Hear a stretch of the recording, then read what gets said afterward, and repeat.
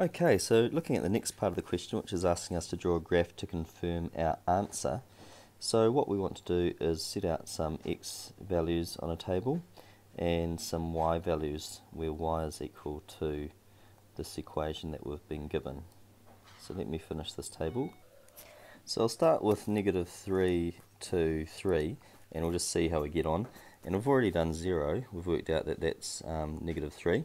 So let's put in another easy value like 1. So we'll go y equals 1 squared minus 2 times 1 minus 3.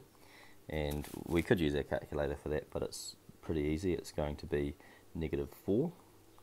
And then 2, we'll have y equals 2 squared minus 2 times 2 minus 3.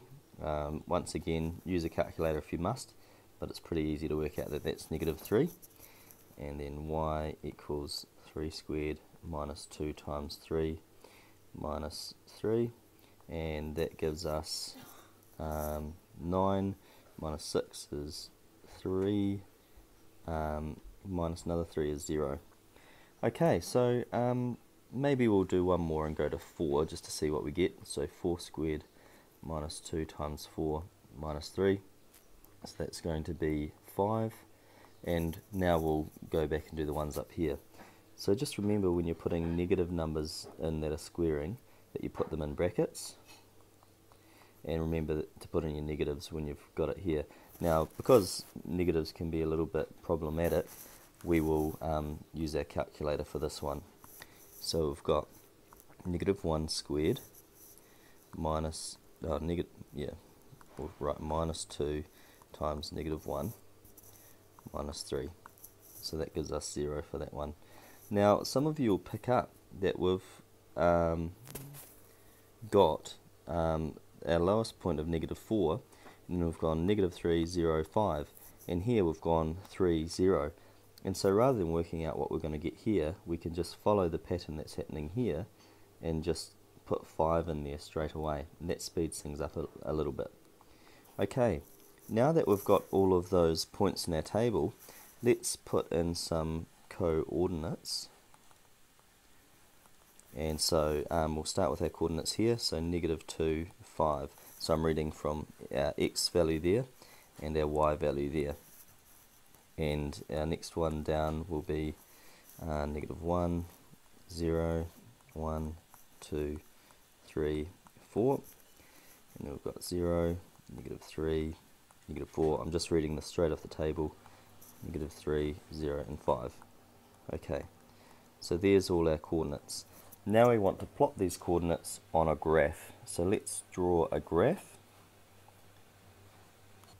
Okay, so first point is negative 2, 5, so that's way up here. And then negative 1, 0, so down here.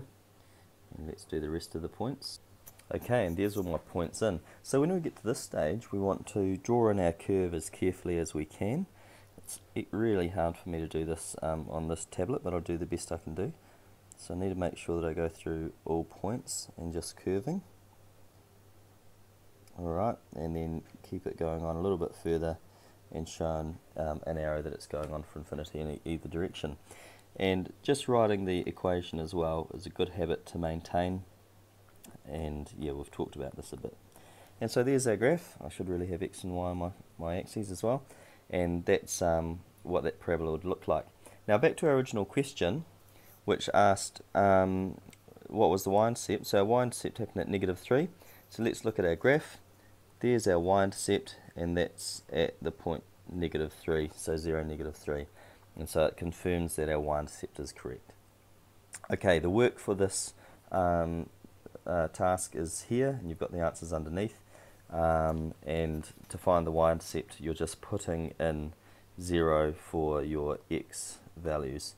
So pretty straightforward for you there. And that's it.